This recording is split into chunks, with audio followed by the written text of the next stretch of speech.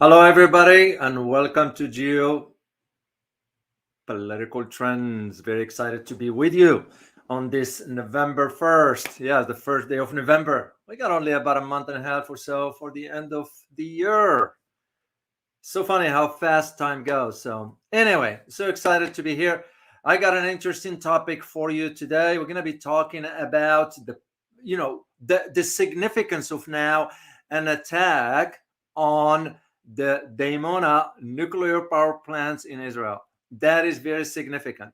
But it's not about just that. It's about the idea now that Israel is going to be now dealing with attacks from different corners. And this highlights to the seriousness of, are things going to now go outside? In other words, expand. And this is what I'm going to be providing you, my own assessments, my own analysis. As one who spent time in Yemen, I'm very familiar with that country. I even have some pictures I'm going to be sharing with you, which was closer to the border between Yemen and Saudi Arabia. But before I'll do this, I like to extend my sincere thanks to the subscribers, the channel members, and supporters. I'm going to give a shout out to 3 new channel members and supporters. So I'll start with the supporters. Liberty Tax, thank you very much for becoming a channel supporter. Truly appreciate it. The second person is Chakok Bang. Hope I pronounced it correctly. Thank you so much for becoming a channel supporter. And for the channel member by the name Sue Bernard, thank you very much for becoming a channel member. Speaking of members, at the end of the month, I'm going to be out of the country, but I should be back to the US by the end of the month. And this is where I'm going to be doing the exclusive Q&A for the members and the supporters. I'm going to figure out how I'm going to do thanks for the members and thanks for the supporters. I also want to extend my thanks to the individuals who there are 4 who bought me a coffee. Yes, I do have now a platform. If you really appreciate what I'm doing as far as content and you want to support the channel, I created the buy me coffee thing, and I truly do like coffee. I would love to sit down with you guys in real life and have a cup of coffee. So I like to give a shout out to Jennifer Lee, to Zhuz Liang, and someone. That's the screen name. So thank you all for your support. And for you guys, if this is your first time here, make sure to subscribe to this channel and also hit the like button as I go forward in discussion here. So let's get into our topic here. There's a lot to cover on it, and I'm gonna just provide you some a bird's view, if I may use the term, but also highlight to you my own analysis as to where I see things going. Well, we'll start with the 3 key questions. Is the conflict now that is supposed to be between Israel and Hamas is widening? And the answer to seems to me that is the case, especially with what I'm going to be sharing with you. Second question is the timing of it. What do you make of the timing of this in comparison to the statements from Saudi Arabia, which I talked about yesterday on the other channel, then also by Turkey? That I found very, very interesting. Then the third, which is the element, which is the very, very important dynamics to it, is now the preparation of the Egyptian military. Now, I'm a former military. My unit, back then when I was, we used to rotate to Egypt. That's where it was. So I was very familiar with their military structure and so forth. Egypt has about 2 major armored divisions. They got about over 600 tanks, to my knowledge. So they are moving some to the borders, and that also signifies the interesting aspect of where things are headed. Now you add this new country entering the fray, which is Yemen. But if you only know the background story of Yemen, so this is what I'm going to be tackling in this conversation. I will, of course, open up the floor for you towards the end for a question or 2 or 3, whatever that is. I'll answer a few of your questions. So here is what just took place the day before, but I had to check on the information to make sure, of course. The Houthis in Yemen, well, Houthis in Yemen are supported by Iran, but that's not the point. I'm going to get into that. Here is the important thing to understand is that now the Houthis have sort of entered into the fray of the fights between Israel and Hamas. And their argument is we are here to support Palestine. So what makes the Houthis very interesting is because they are equipped with over 1,000. They are about 1,000 miles from the seats of power where in Yemen is in Sana'a. Houthis are located in the north, and I'm going to do geography on it as well and a little bit of history. And Sana'a is in the south. It's about 1,000 miles, and yet it was the Houthis that decided, not Sana'a, where the capital is.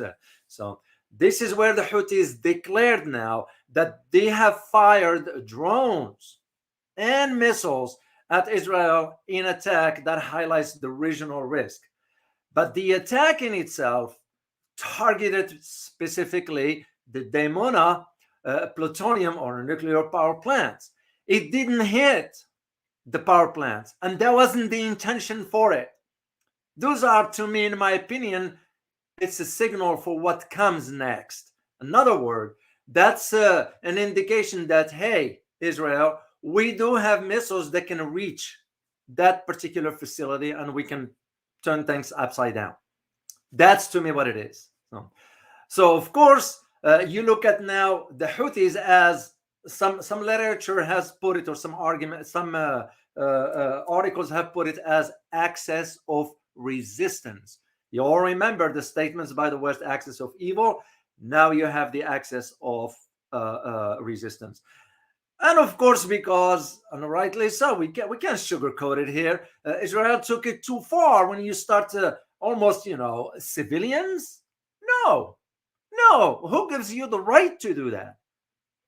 Yeah, you might have an issue with the group, but you don't target the civilians. You don't target the children. You don't destroy the infrastructure, buildings with people in it. I mean, you gotta, and this is where you see now this axis of resistance. Countries are, if the Saudis are telling the Americans, you better tell Israel to stop or we are getting in.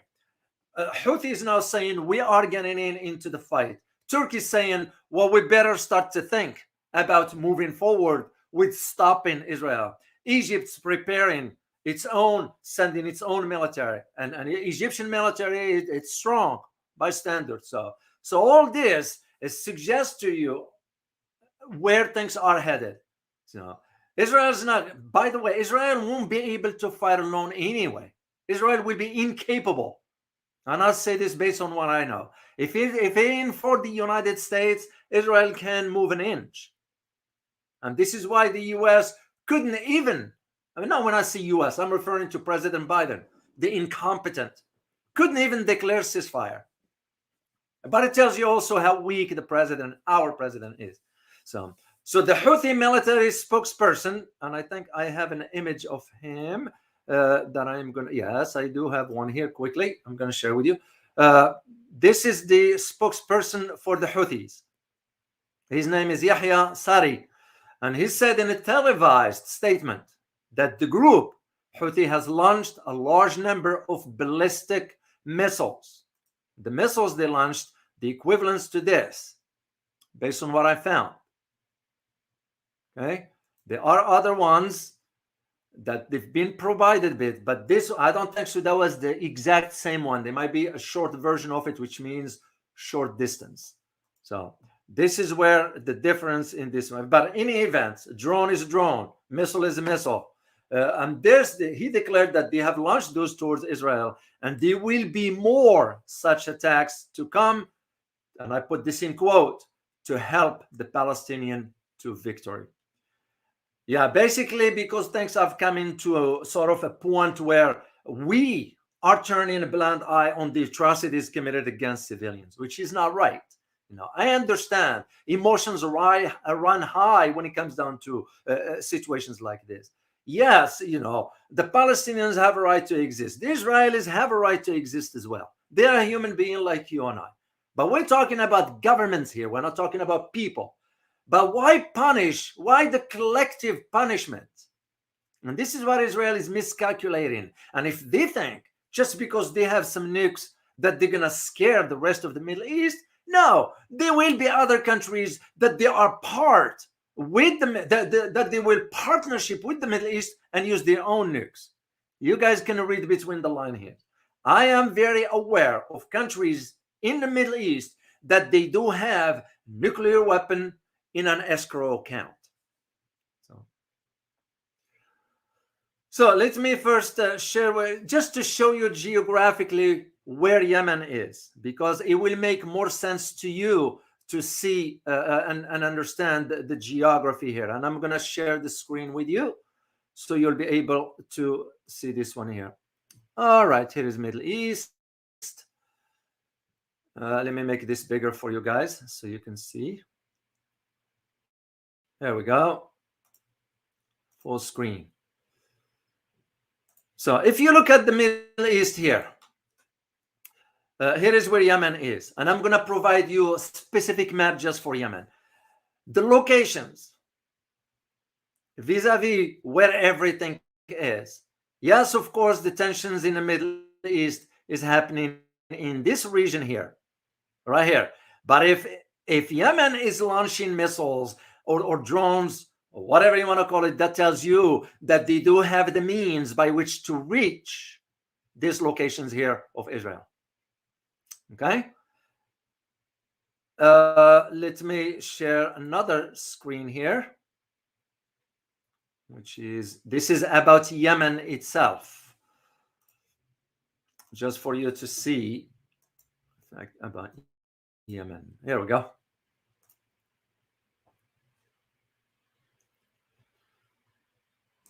So when you look at this, here is Yemen here. This is, it's called Bab el-Mandeb. This is a narrow strait, very, very crucial when it comes down to the transfer of goods, oil, and so forth, which has linked to the Red Sea and, of course, the Gulf of Aden, but they all go into the Indian Ocean. That is very, very important. But that's not what we are going to be talking about here. Why I wanted to mention this, I spend most of my time in Yemen in this location right here, in the capital, Sana'a. I'm very aware of Aden. I'm very aware of Al-Mukalla, Al-Ghaida also. But this is where the Houthis are located, right here in this city called Sa'da. Sa'da is in the north of Yemen, borders basically Saudi Arabia. And why is this important? Because you need to see this desert here. I've been there, and I'm going to show you images from there. It's called Ar-Rub' al-Khali. This is very important to understand, and there is a reason to why that is. Because if you don't understand the history of really what was going on in Yemen, you won't be able to put this in perspective as to why all of a sudden Yemen, nobody saw this coming, all of a sudden launching missiles at Israel. So let me share this screen here so you will be able to see some images that I had before in that particular location. Yemen inbox. There we go. Share. Yeah, those are we're in the desert. I had to go to the desert there because, as I said, it's a large area there. So let me just show a few pictures here. But it's not about the pictures; it's about the location in itself. And this one was on the Saudi side when I was over there. But here is the location that I wanted to say, to share with you. What are you looking at? You're looking at the Rub' al-Khali, the same location I showed you on the map, which is closer to where Sa'da is, where the Houthis are located. This geographical location here is nothing but a rugged terrain, some high elevations. There is no population there. As a matter of fact, we were at that time the only one in that region. That's just how it is. There is nothing there. It's just a desert, basically. But this is closer to the borders with Yemen. You know, somebody was said, why are you crazy to sit there? Well, you just sit. You don't move, so you won't fall. Simple as it is. If it was meant to be for me to fall, then that will be the end. And end of story. Life will go on. So this is one aspect for you to understand, the geography part.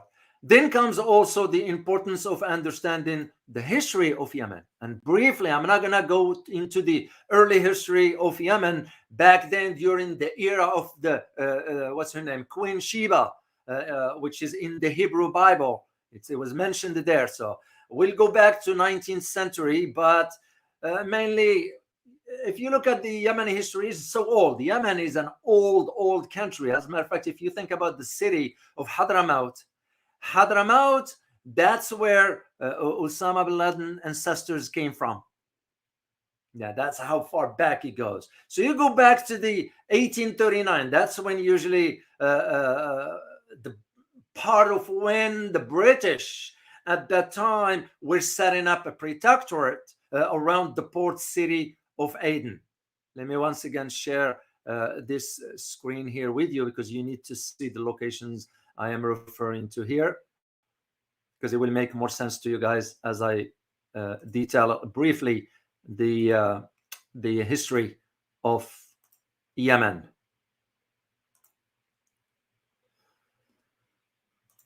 Okay, full screen, and here we go. So fast forward to 1918. Well, 1918, that's when the Shia Imams, which is another branch within Islam, declared the kingdom in northern Yemen and gained independence from the Ottoman Empire. That was 1918. Fast forward, and I'm going to, as I said briefly, because that's not what I'm going to focus on in this here. 1960s. Why 1960s? That's when the military rebellion and the Six-Year civil war in the 1960s, in which Saudi Arabia and Egypt backed the opposite sides in Yemen. 1970s, the People's Republic became the Marxist People Democratic Republic of Yemen, which was known as South Yemen. This is what it was, the North and the South. In 1990s, which marked also the end of the Cold War, earlier brings profound change in Yemen. Communists subsidized to the South Yemen evaporates. This is where the Yemen was separated, the North and the South. And this is where in 1994, the tensions simmered between the North and the South. It was bad. At that time, I remember, because I was in Yemen later on, and the President Ali Abdullah Saleh, who died, was sending armed forces to crush the southern independence, because they didn't want them to be independent. Fast forward to 2000, of course, we set up shop there as part of the war on terror and so forth. It was till the 2011 when the Arab uprising started to happen. And when that happened, basically, that's when by the way, the South, the difference between the North and the South, this is the division that existed between the two. This wanted to be independent, and this wanted to be independent. In Taiz, the city of Taiz, but in Sada, they were more of a Houthis than they didn't want to have anything to do with the government in Sana'a. So 2014, of course, that's when the tensions start to back up in Yemen. We got involved because we end up supporting the Saudis. This is why even within Yemen, it's divided into two. The two groups that they were fighting, one of them was pro-government, the other one against the government. And all this was when their president, Hadi, at the time, fled to Saudi Arabia because they wanted to get the support from the Gulf states. Saudis had a reason why they got involved, because they got concerned about the expansion of this. Remember, Saudis at that time was still having tensions with Iran. We found it back then convenient to maintain tensions there, because we never wanted the Saudis and Iranian to amend the relations. It was till China succeeded in bringing the two countries together. And this is why you're seeing what you're seeing right now, as far as how all this is happening now. Really, the timing of it couldn't be coincidence, in my opinion. As a geopolitical analyst, as one who was on the ground in Yemen and understand how this dynamics works, it was always the idea that the Houthis, which are backed by Iran, there is no bone about it. We all knew about it. It's been known. And to me, what this says, this attack by the Houthis, it's a signal for Israel that, like what Iran suggested, the road to peace still there if you don't go to Gaza. This is why Israel now is going to have to think twice. But also Iran is sending a message to Israel that we have many groups that if we launch them all at once, Israel will not know where things are coming from. Yes, they do have the Iron Dome, which is, I won't count on it. If I were living there, I won't count on that. Of course, the Israeli media is going to say, well, we shut down this, we shut down that. The same thing the Saudis said back when they were still fighting in Yemen, when Houthis launched missiles into one of the oil refineries. The Patriot system that protects to counter missiles didn't work. So it was useless. And what we were saying, the Saudis were releasing information at that time that we shut down a missile from Houthis, which wasn't true. I was aware of it. It was not true. The same arguments the Israelis are making. But this is more about than just this. This one now has to do with really the scope of something like this, because Israelis probably didn't count on this. They didn't see this coming. And this is just one example. To my knowledge, there are about 16 or 17 groups in the Middle East that are funded, trained by Iran, and just on standby. And by the way, this doesn't happen last year, as I argued in my Iran book. This was since the revolution in 1979, when Iran embarked on building, that's what I always say, as one who worked in the Middle East, spent years back and forth between Washington and those locations, whatever locations I was in. Iran is very wired in the Middle East. Their intelligence apparatus is very wired. Israel won't be able to handle this alone. Well, who's going to be with Israel? It's going to be the US, of course. And you add, of course, the Brits, France, most likely. But there is now the big concern is about why the Houthis send the missile sort of near the Daimona nuclear power plant, but not Tel Aviv. That just shows you an idea of how important that is. Well, if you know anything about the Daimona nuclear power plant, this one is a heavy reactors. That's where Israel built its nuclear. It's no secret now. It's no secret that Israel has nuclear weapons.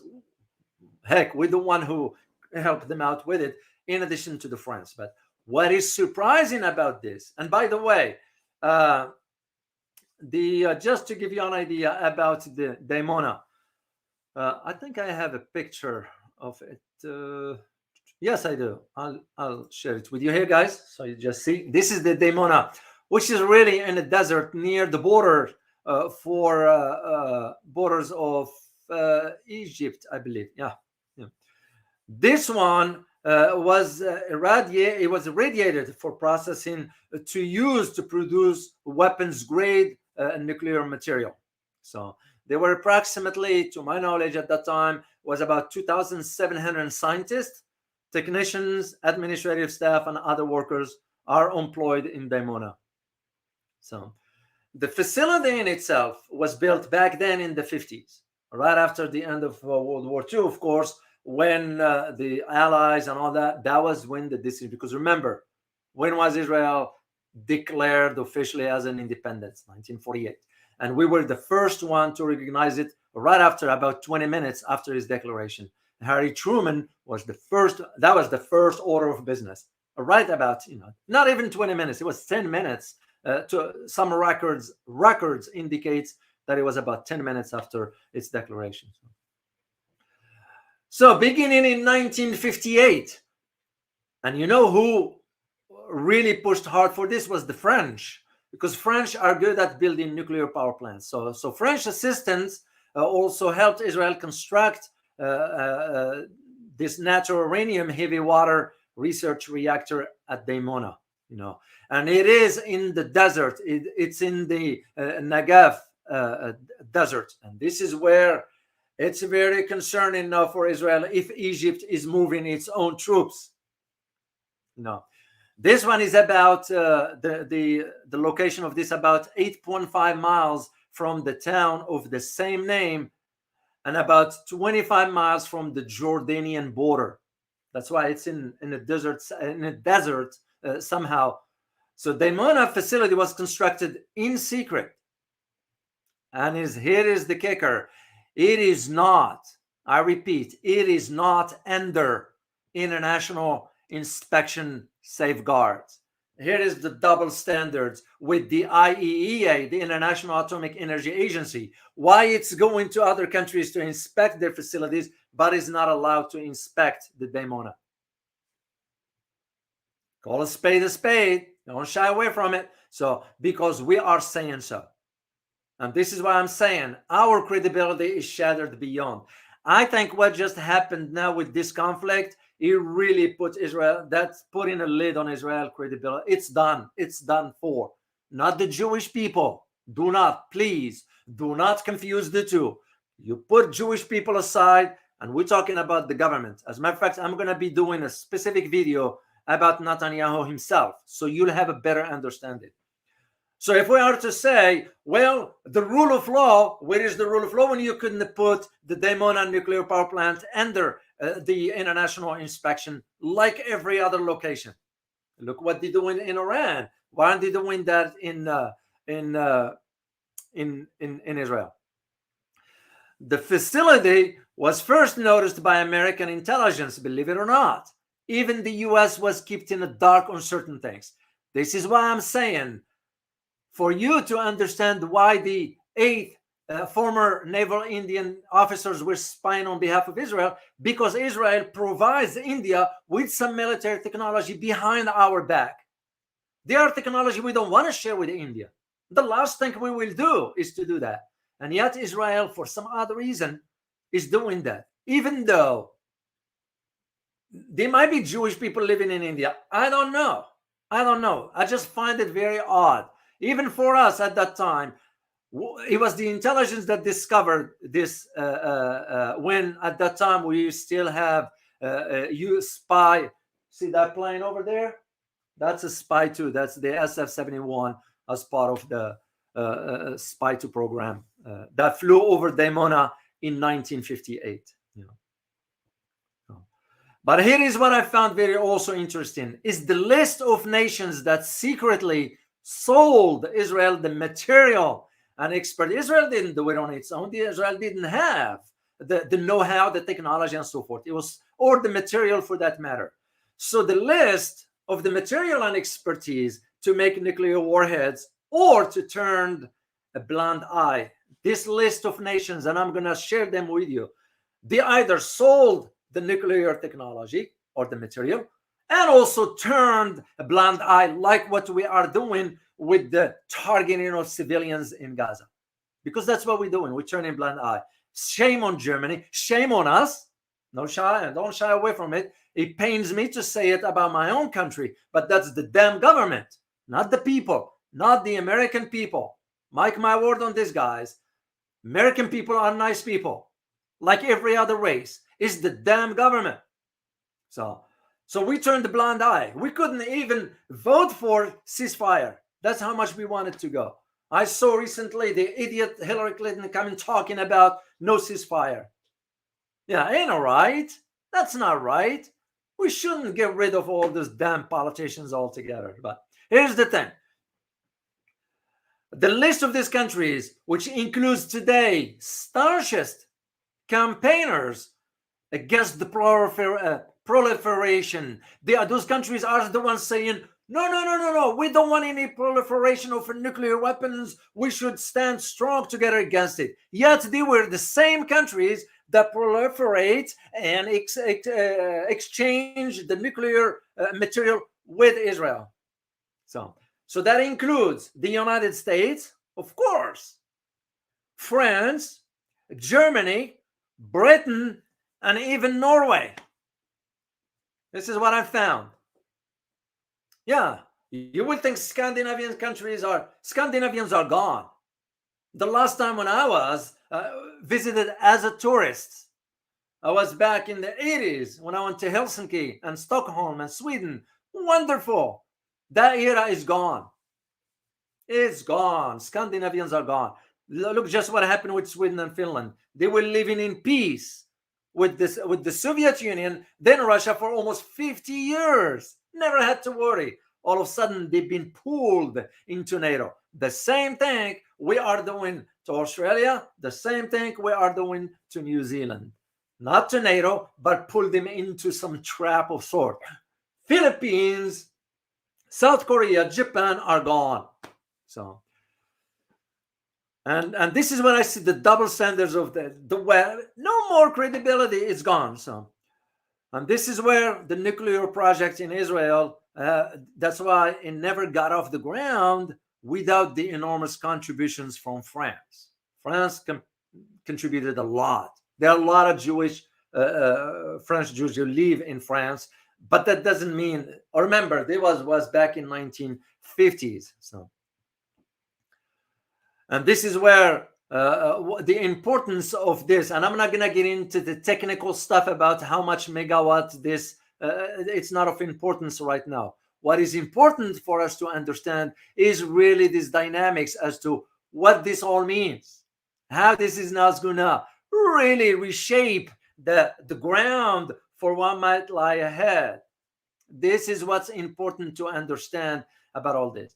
I've wrote extensively on this. I argued this before, as a matter of fact, for both Yemen and I'm going to post some links for you guys so you can read up the stuff later on when you get a chance, how much we were the one contributing to the fights in Yemen, because we never wanted the Saudis and the Iranians to, when I used to write for the Waco Tribune Herald, when I used to write for the Huffington Post, all of those, I argued this possibility. I even wrote back then, I wrote an article about the possibility, the dangerous possibility of a war with Iran. This is one thing that the American administration are blind to, because here is what's going to happen, guys. As an analyst, I'm seeing it coming. It's not a laughing matter. What I'm seeing coming is now Washington and some Western capitals, they're going to be now saying, oh, there is another terrorism attack. It's going to be happening, or is brewing, whatever, and shift the blame to one group or another. That's what I see coming. Go back to 9/11 and think. I'll let your imagination just think. I see the same thing happening here. But now the game is different. The geopolitical landscape is different. The alliances are different. And there is new thinking in the Middle East. If we're still thinking that we still have dominance in the Middle East, that era is gone. As a matter of fact, I even find out that the Russians now are willing to send troops. North Korea, believe it or not. It was a report yesterday by an intelligence agency in South Korea indicating that they got a word that North Korea leader Kim Jong-un did give, he gives the, what's the word I'm looking for? The authorization to start thinking about ways of helping the Palestinians. Is the same thing that North Korea did with Burkina Faso. Do you hear anything about the ECOWAS attacking Niger and all that? All that stuff is gone. The same arguments can be made here. Let me say thank you here to Anna Kiblis. Thank you so much for your support. Truly appreciate it. And also want to say thank you to Jeffrey Lee. Thank you very much, man. Appreciate it. Thank you so much. So this is where you see the idea of the game is changing. Because to Israel, we're thinking they were invincible. The same thing we were thinking. Oh, the global order will stay the same forever. No, there is no way. That's an illusion. And this is exactly what I see coming moving forward. Mind you, China, to my knowledge, and I have not confirmed it yet, to my knowledge, China sent in extra warships to the Middle East. It makes you wonder, what is that for? And if Russia said, considering or will be sending troops, if North Korea said we'll help, if now you get the Houthis declaring the war on Israel, then you get Turkey saying if Israel doesn't stop, we are stepping in. If you have Saudi Arabia saying to the Americans, you better tell Israel to stop or we are getting involved. You got now Hezbollah in Lebanon, southern Lebanon, already firing at Israel. So all this, World War III daughter, thank you so much for your support. Does this have to do with building the Ben Gurion Canal?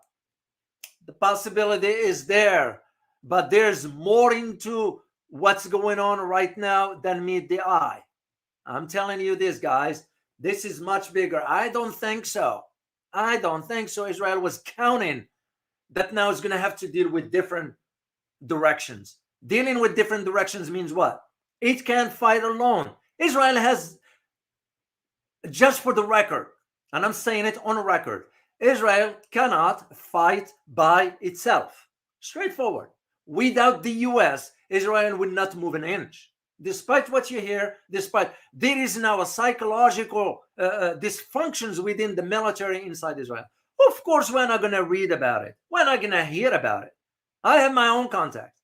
You know, there's a division inside the Israeli government because they want Netanyahu out immediately. You know, this is why I decided to do the video on him specifically, and it will be released next week sometime. So. And one of the reasons also why I'm leaving on a trip is fact finding. I usually will not disclose where I'm going, so I might be off the air for a while. I'll see how things are going out from a security perspective. If I feel it's comfortable, safe enough to do a show from whatever I'm going to be, I will do it. Otherwise, if you don't hear from me for a while, I'm out for a trip overseas. But the point is, you know, as I said, as one who spent much time in, and I'm very familiar with Yemen and how that Yemen is a tribal society.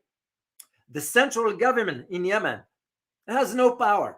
When I used to go to Yemen, and I'll go to Sana'a, the capital, sometimes I will go out because I speak the language.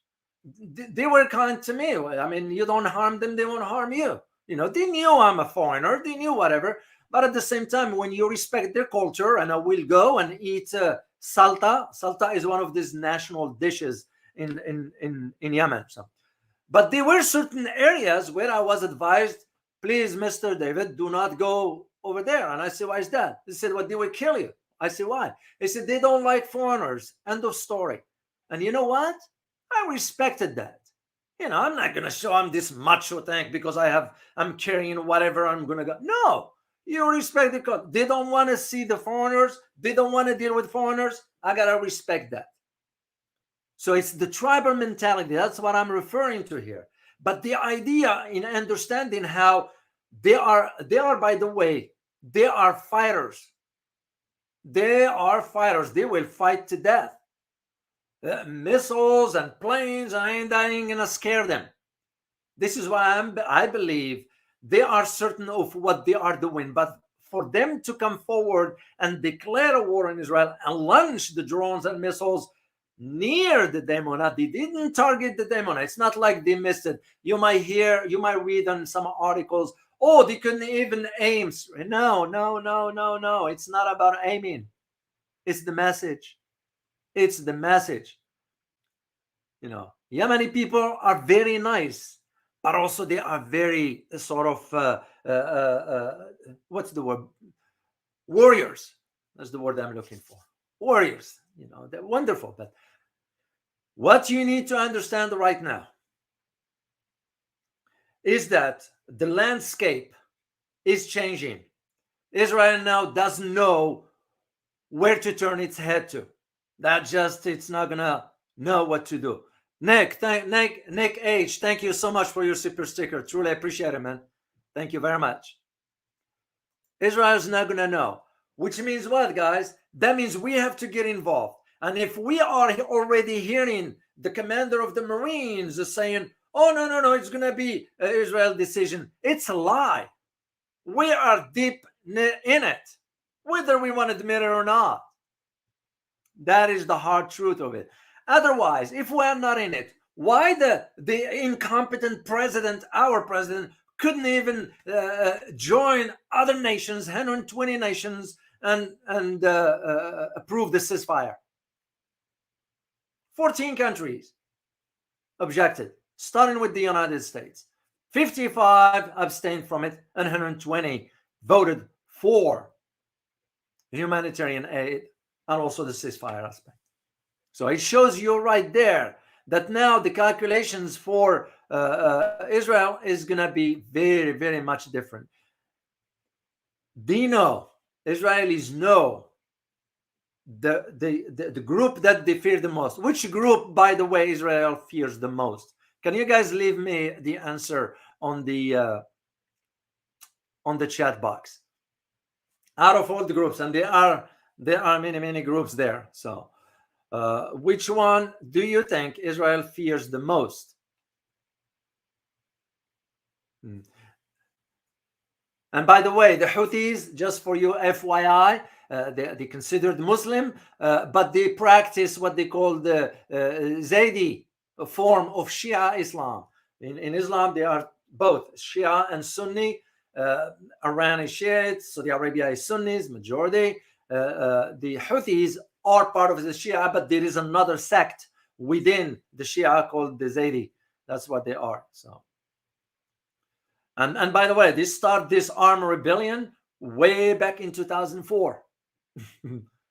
That why? Because at that time the government of Ali Abdullah Saleh, we told him, you need to go and arrest Hussein al-Houthi.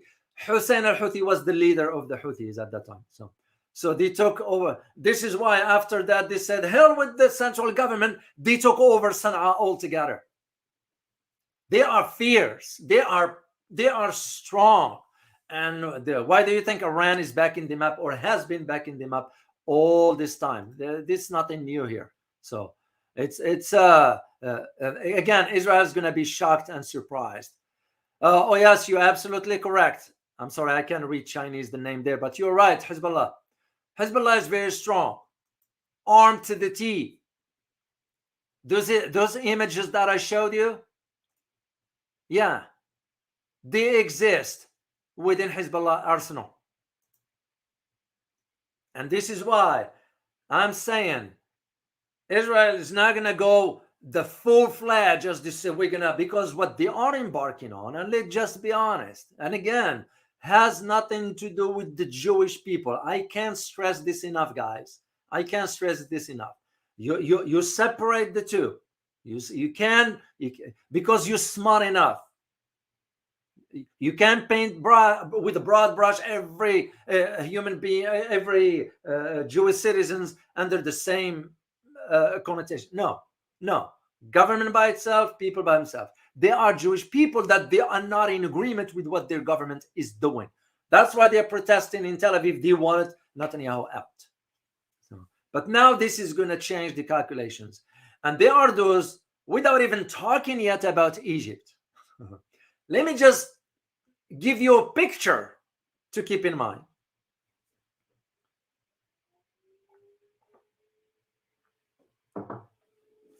Israel is saying to the Gazans, you need to go north.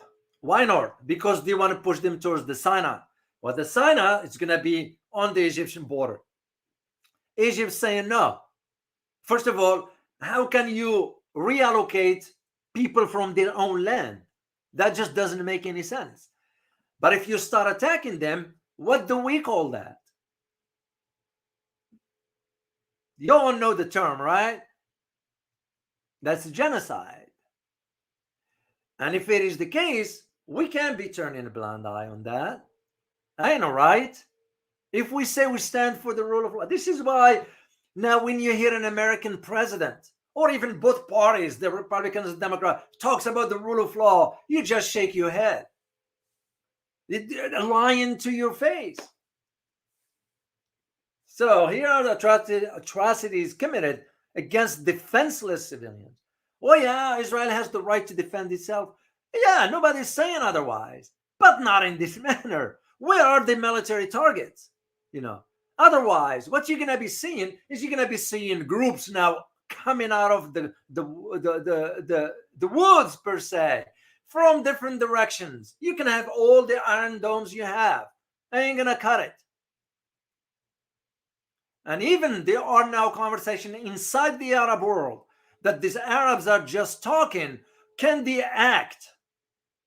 There's a saying in the Arab world. If anybody here speaks Arabic, you will understand what I'm saying here. When the saying goes, اتفق العرب على ألا يتفقوا, which means basically the translation is Arabs agree not to agree. The bottom line to it is they talk too much. And there is the saying that goes, watch what a man does, not what he says. Everybody can talk. It's in action that you'll find out about truly if people stand for something. And this is one thing about the Arabs. So the conversation that exists right now in the Arab world is that, what the heck are you storing these weapons for? And I'm not advocating for violence here. I'm not advocating for military stuff, because here is the thing. You have to think strategically. You get involved in that way, mark my word, it's going to expand beyond. Expanding beyond, that means what? As a geopolitical analyst, I'll tell you the first order of business is for the major powers, no matter how you qualify those major powers, they're going to have to step in, because they have to protect their strategic interests. And if we say major powers, who are we talking about? Which countries are we talking about here, guys? Can you type in? You got it right, Bruce. Yeah, it's HZ. I know YouTube doesn't like this word, whatever. Turks, no, they won't fear. Well, they will fear. Turks is, Turkey is a strong army. It's a NATO member, which means it has the capability. And as a matter of fact, Erdogan now is coming forceful into declaring straightforward, you either stop for Israel or we will get in as well. It's because now it's going to become, here is what it's going to become in the Arab world. It's going to become shame. Those leaders, already the 4 countries that have normalized relations with Israel, Morocco, United Arab Emirates, Bahrain, and Sudan, are already under the microscope, and there is a reconsideration of cutting off that ties. One country just did it yesterday, officially, Bolivia in Latin America. I was in Bolivia. I was in La Paz. And I knew from back then, the government there, I ain't going to listen to what Washington says, or Tel Aviv, or whatever. They don't care. They went ahead yesterday and officially asked the ambassador, get out. We cut off, they called their own ambassador, cut off the diplomatic ties. There are no ties between Bolivia. So they took stand when it matters. Saudis, yes, they went ahead and froze the relationship. United Arab Emirates is wishy-washy. That's why they normalized relations. Bahrain is so weak because that's where we have our 5th fleet. Those guys, meaning the leadership, cares about their own survival. They care less about the Palestinian cause. As one who understands the Arab culture, speaks its language, and worked in the Middle East, those countries like Bahrain, it's so weak. They can't even sustain themselves. You take in just a simple conflict, they can be run over in a matter of a week or two. That's it. So the question now is what they're gonna do. And this is where the difference is, where you find out as to why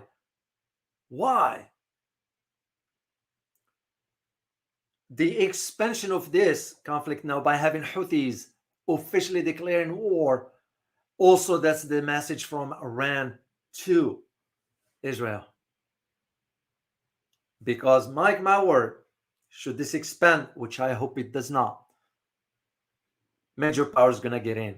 You're right, Donna. That's 2 countries, then you have the 3rd one. Oh, JF, thank you so much for your super sticker. Truly appreciate it. Thank you so much. Yes, you're right. Russia, China, and the US. Because no matter what, we still have our strategic interest in the Middle East. And now with seeing the China and Russia and mainly China expanding its footprints. This is also because of the BRI, and not just because of that, because also the Middle East is reciprocating to China. They wanted to go east, no more tying the links with the West.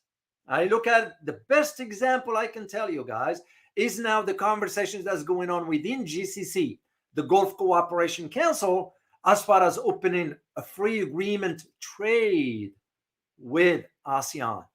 They didn't want to do it with the EU. They didn't want to do it with G20. They didn't want to do it with the US.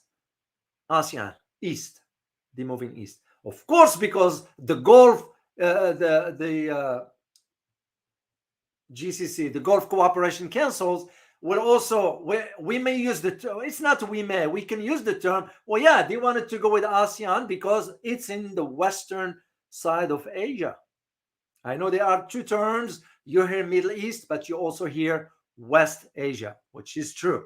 That's the same argument like I've always made, is the idea of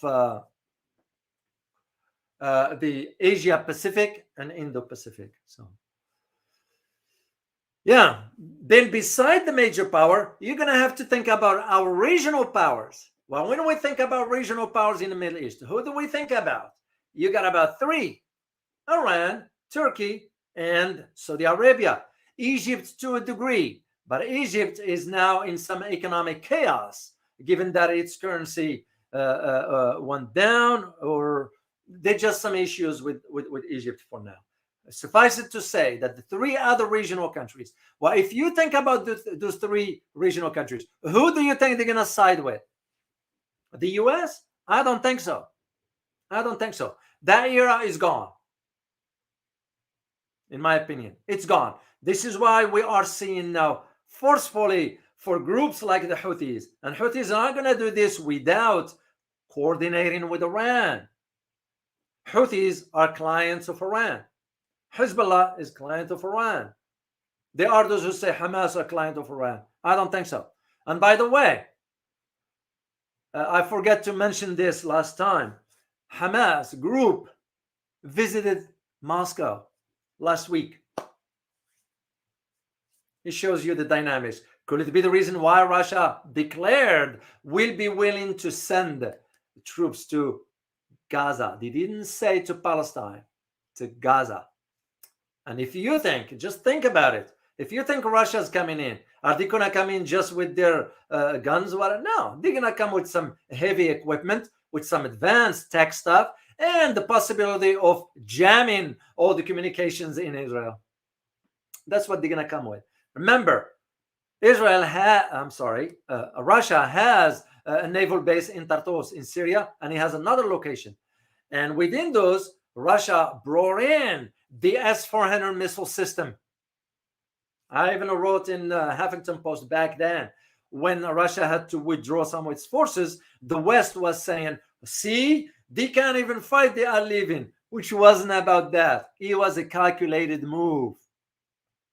And I even forced me to write an article about it because I saw how delusional some people were in the West, thinking that it was Russia's weakness. It's not. That was a tactical move while Russia at that time decided to remove some of its troops, but they brought in some advanced systems. This is what I see moving forward in this kind of context, that Israel basically dug a hole for itself.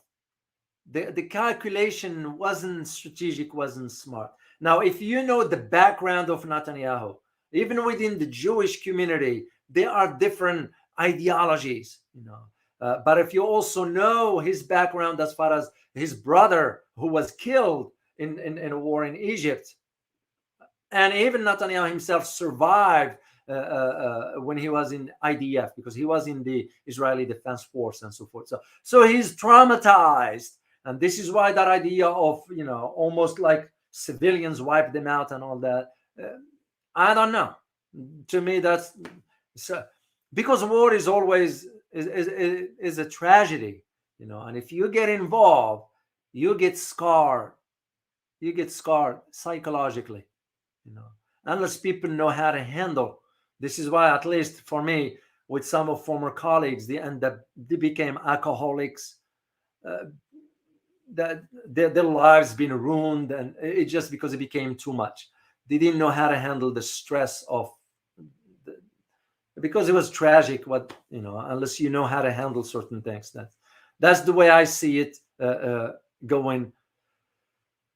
The idea of why I am seeing a change on the tactical landscape.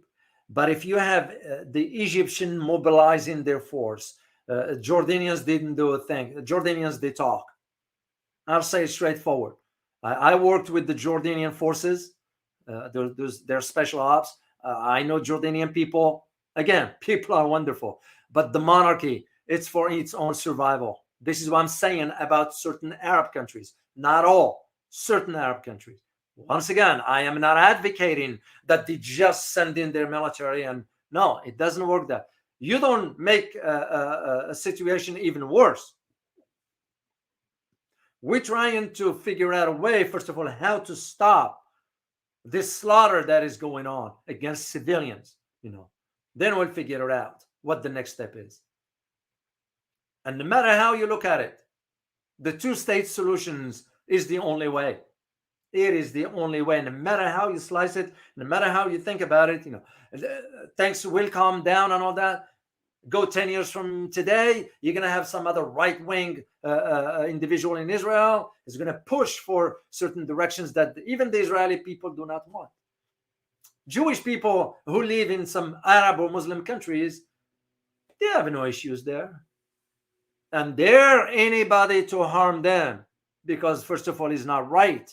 And second, throughout history, the Arabs and the Jews coexisted in peace. No issues there. So this is where I see the challenges that lie ahead as to how things are going to move forward. And it's not going to be an easy task. I am not even getting into the conversation of the other three major Muslim countries: Indonesia, Malaysia, and Pakistan. I didn't even mention that yet. So, let me say thank you here to Jasri. Thank you, Jasri. I appreciate it. Yemenis are kind and strong people. I agree. I spent time in Yemen, and I have sort of interacted with Yemenis not only 1 day or 2 days. I was there for months at a time, back and forth. So they are wonderful people. Like every other race, we shall not, put the two together. Like I said earlier, Liberty Tax. I want to say thank you so much for your super sticker. Truly appreciate it. Thank you so much. And by the way, Liberty Tax just become channel members, and I look forward to having the members at the end of the month when I come back from overseas for the exclusive Q&A. We did one last time. It was very enjoyable, just relaxing and getting to know each other.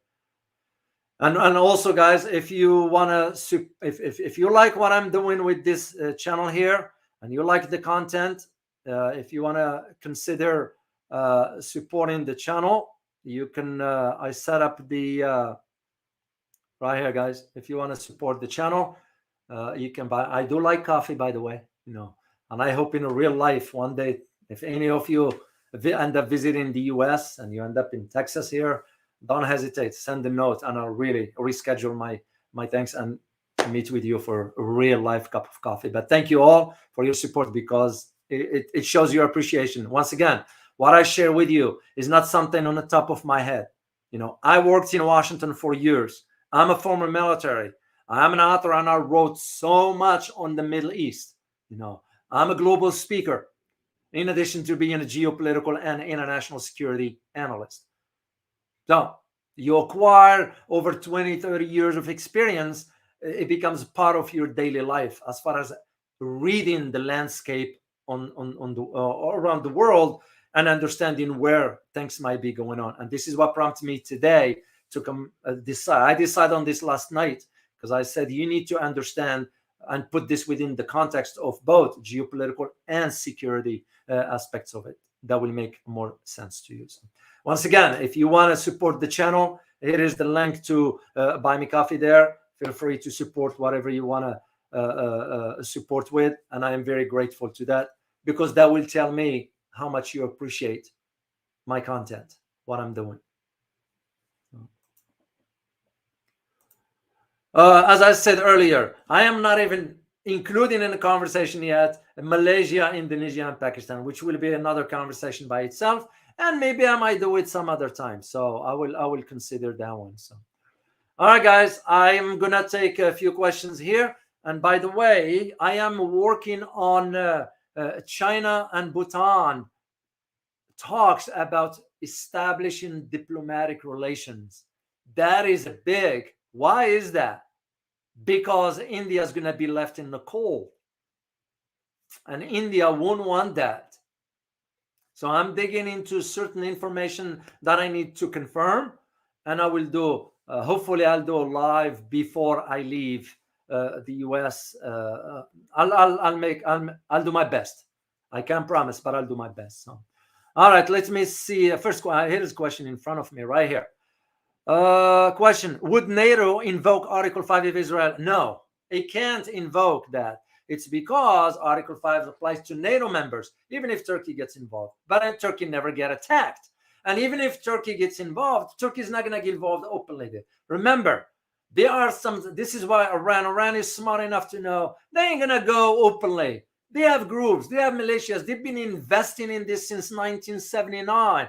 Those groups are well trained, well equipped.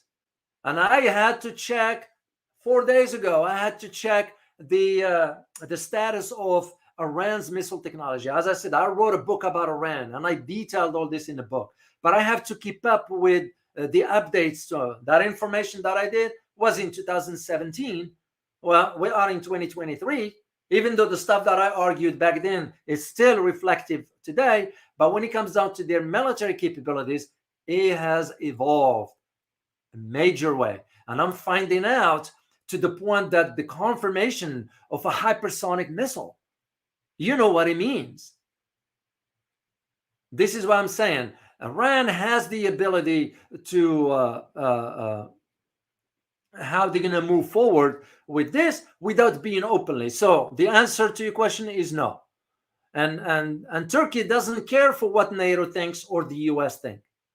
Because to Turkey, it will be shamed if they didn't stop with the Palestinians. Because again, when you start targeting civilians, this is where the issue, guys. The issue is the demolition of the civilian quarters. Those are not military targets. You can't do that. That's a violation of international law. Well, if we are to say we stand for the rule of law and we have an organization called the United Nations, which is toothless, in my opinion, I don't even know why we have the UN to begin with. It's useless. I don't know why we have the ICC, the International Criminal Court. It's useless.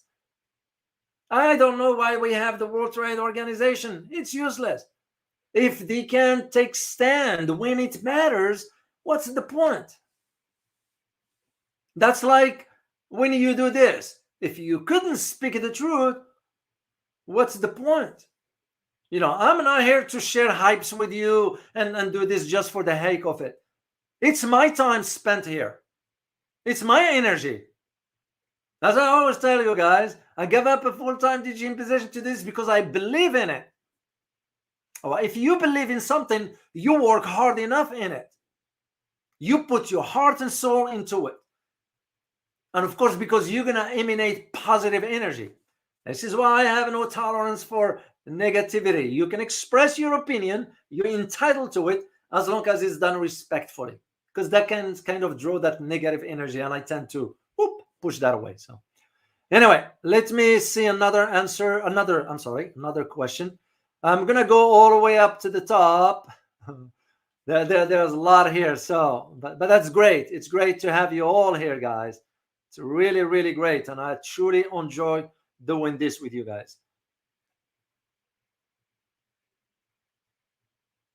Oh, that's an interesting comment. AG, Silver Bullet, he said, have to say probably the Iranians, or more specifically, those who are descendants of ancient Persia or Babylon, you know, They are the civilization in older than they are that they've never defeated them. Oh, that's interesting because yeah, they are certain. And you think about even when Alexander the Great, how it took him to defeat the Persians at the time, or even for the Persians themselves to take over. There is an old history out there, and this is why sometimes I find it very confusing to why decision makers do not learn from history.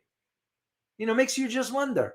I look at it in the case of Japan, that is sided with the US and France and the UK, rejecting the Russian proposal at the UN Security Council to allow humanitarian aid. It's like history that happened in Japan didn't happen for them not to understand the reality of it, even though we dropped a bomb on them. Makes you just wonder. So. All right, I'm going to be scrolling down here and just to see, just please put Q so I know it's a question so I can get to it quickly here. And for the members and supporters at the end of the month, this is the reason also why I do the Q&A, and I'm going to be doing it for the members and so forth, and we go from there. Astrid, with Saudi Arabia, SA stands for Saudi Arabia, close all US bases in the country? No, they won't. Remember, these are treaties. Sometimes when you enter into a treaty, we know that the Saudis won't go very, very far. Yes, the young prince, MBS, the de facto leader, is shifting east. We are taking a notice. Of course, he didn't like when CIA was spying on him. That's how they listened to the conversation when he gave the order to take down Jamal Khashoggi. There's no bone about it. He wasn't never held accountable for it. And it wasn't the right thing to do just because Jamal Khashoggi criticized him. Some Arab leaders tends to be that way. If you criticize them, they don't like it. So I don't see that happening because there is a lot involved. And first of all, most of the Saudi weapons is American. So can you imagine just if we stop? They won't be able to function because you can't just go and buy Russian weapons. You have to buy the weapons, the parts, the training, which will take years to develop. That's why I don't see them closing. What I do see them is, like what the Saudis did now, they might be even more vocal on the global stage, because this one was really a slap in the face, diplomatically speaking, for the US. Because where was it issued? It was stated during the visit of the Saudi defense minister to the US during his press conference with the national security advisor, who is, by the way, unqualified, our advisor, Sullivan, unqualified to hold the position. The guy deals with telecommunications. How the heck he became a national security advisor is beyond me. But that's not the point. So the context, that's why, but I don't see them doing this. Just given the ties that exist, they're not gonna do that. All right, let me see one more question here, and I'm gonna sign off. Oh, I just saw a new member here. Oh, Famida Nadiadi, thank you so much for becoming a channel member. I truly appreciate you. I am, by the way, I am hoping one day if I reach 500, I have something in mind. I won't share it because that's how I operate. I have something in mind if I reach 500, because I have to do a special thing about how I'm gonna, or even if I reach 300, I'm thinking about it. So thank you very much for becoming a channel member. Truly appreciate it. All right, let me. Oh, Johnny Moo, thank you so much for your super sticker. Truly appreciate it. You guys, I want you to know, you know what it means to me. It means that you are appreciating what I'm doing, and that really makes me want to do more, because that's how I see it. That's how I interpret it. Not because of just the sticker itself, but I read your comments. It's a very refreshing to see that some are appreciating what I'm doing, and also gives me an idea of, well, if they are appreciating and learning from what I'm sharing, then I need to do more. This is what I'm doing. So thank you so much, Johnny. I truly appreciate it. All right, I'm seeing, I'm scrolling all the way down. Oh, thanks for sharing this. Onder Ismail, thank you for sharing. Hi, doctor. Tomorrow, Iran's foreign minister is going to Turkey to talk with Turkish foreign minister regarding the Gaza situation. This is not normal between Turkey and Iran. You are absolutely correct. You are absolutely correct. And I can only imagine the coordination that could take place. Mind you, this is not about staging a military attack. No. This is about strategizing, meaning they all get on the same sheet of music as far as the message. That's what it means. And all of them, not just Iran and Turkey, most who have voiced the concern, they are drawing a line on the sand. That's how I interpret it. So that could also be that Iran will be talking to Turkey to tell the Americans, you better. That's the way I see it. Oh, I want to say thank you to Mellow Sound Entertainment. Thank you so much for your super sticker. Truly appreciate it. And I like the screen name there. So I'm assuming you are involved in music. So thank you so much. Really appreciate it.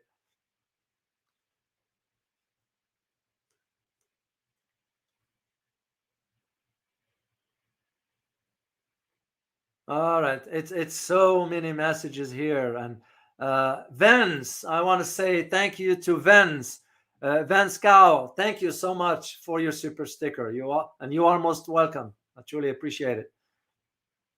Really appreciate it. I have another sticker here, and I have to do this, guys. When I'm by myself, I do give a shout out. When I have a guest, I don't want to interrupt the guest. This is why sometimes when I have a guest, I don't interrupt the guest. But when I'm by myself, I can do this. Sue, thank you so much for your super sticker. Truly appreciate it. SC Lee, once again, thank you so much for your super sticker. Truly appreciate it. Lee has been here before, so I kind of remember the names. Atin Wu, good to see you, as always. Taiwan Still, good to see you. Francis, good to see you. Francis Tango, that is. Good to see you. Oh, Hussein, you are most welcome. Hussein Sidib, you said, Doc, I appreciate your take. Very informative. Thank you very much. You are most welcome. We are here to learn from each other, by the way. You know, I know what I know. That's about it. There are things I don't know. So, hi, Doc. Anything? This is from Savuthi Pan. Anything of interesting about Cambodia you may have to share?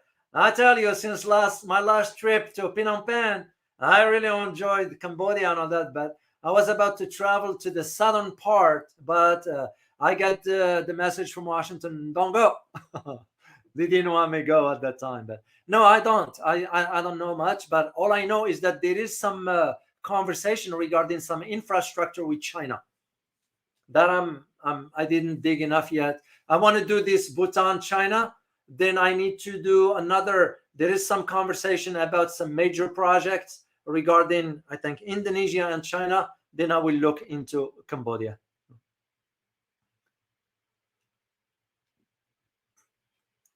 All right. Oh, I want to say thank you here to Timbo. Thank you so much, Timbo, for your super sticker. Doc, did Tel Aviv University do research and found that 98% of the Jews in Israel are from the kingdom of Khazaria? I do not know. I cannot, under no circumstances, I cannot say yes or no if I do not know. I do have people who are familiar with the university who are Israelis, Jewish. I can reach out to them and ask them this question. So just give me a couple days till I reach out, and I'll find out and I'll get you an answer for this. And thank you so much for your super sticker. So, oh, Rabbi Lee. Oh, new member to the channel. Thank you very much for becoming a channel member. Truly appreciate it. Truly appreciate it. So, I got a question here from Cheetah's Ganda Lalak. Question: is Iran salvating looking at USS Gerald Ford wanting to destroy it with its hypersonic? No, no. And the hypersonic will not be, no, no. This is different than what China has developed. And there was a scenario that I'm aware of. It's just a scenario by which the Chinese could sink in about 4 aircraft carriers, but also it will be some heavy loss on the Chinese part as well. But they will sink in 4 aircraft carrier. No, I don't see that. And Iran is smart enough not to go that far. You know, there are sometimes before you get into military, you have to calculate. You know, this is what NATO, the idiot NATO's supposed pushed by the US. This is why we weren't at the front line. You know, we push in other countries to do Ukraine and all that. But the whole NATO, why the NATO didn't get involved? Because they know capability-wise, they will stand no chance against the Russians. That's a fact. If you only know how many tanks Russia has, if you only know how many missiles and ammo Russia has, if you only know how many nuclear weapons Russia has, you know, this is why the idea of Iran will think strategically. When I said last time Iran is well wired in the Middle East, my reference was also to how it can disrupt so many directions. We will know where to look at. This is why even Israel by itself cannot, will not, and will not be able to take on this by itself. You know, as you hear the rhetoric from, we're going to wipe out this, wipe out that. Oh, just nothing but a rhetoric, no more, no less. But for this question specifically, the answer is no. I don't see that, because it will be smart. It won't be a smart move. You know, I'll share this with you quickly here, guys. Back in the day, when there was a conversation about hypothetically if we are to target Iran, how are we going to do it?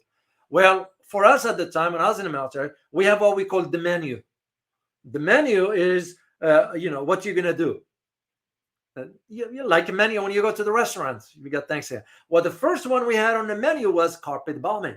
Carpet bombing, basically, where you level everything. That was right on the menu, the top of the order of business. But even with that, we knew it ain't going to work. Because if the objective to destroy the bunkers are so deep. This is why Israel couldn't deal with the groups in Palestine, because they have bunkers very, very deep down. Tunnels or canals, whatever you want to call them. So this is where things are.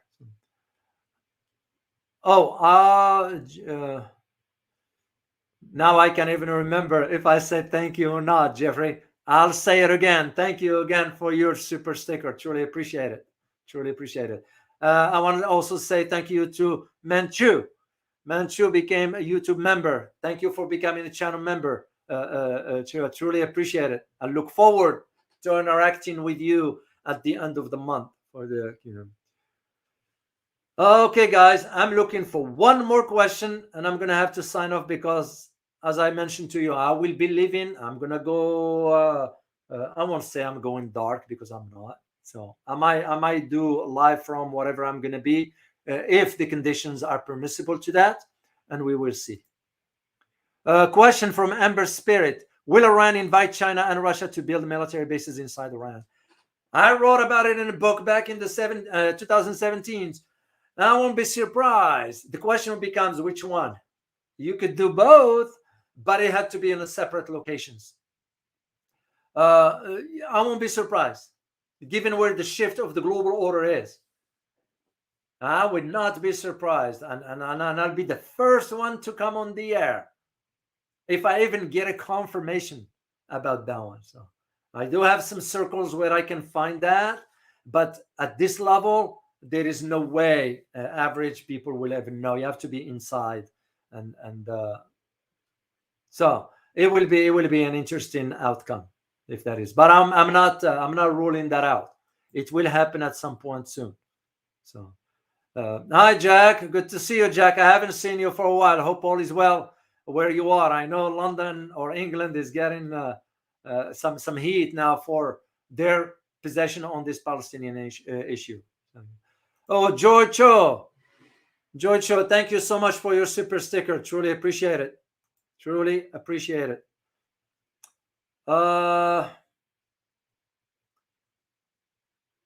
And Vance Cowell became a channel member.